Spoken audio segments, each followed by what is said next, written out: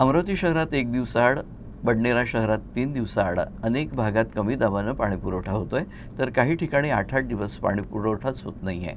याच मुद्द्यावर आमदार रवी राणा यांनी महाराष्ट्र जीवन प्राधिकरण विभागाच्या अधिकाऱ्यांची आढावा बैठक घेतली।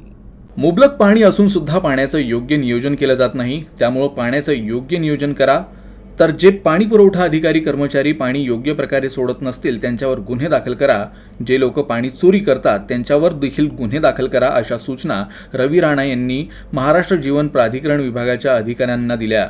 पाणी सोडण्याचं नियोजन व्यवस्थित करा, कारण अमरावती बडनेरा शहराला पाणी पुरवठा करणाऱ्या अप्पर वर्धा धरणात मुबलक पाणीसाठा आहे, मात्र याचं नियोजन योग्य प्रकारे होत नाहीये। यापुढे अधिकाऱ्यांनी पाणी समस्येबाबत दिरंगाई केली तर कुणालाही सोडणार नाही, असा इशाराही आमदार रवी राणा यांनी दिला।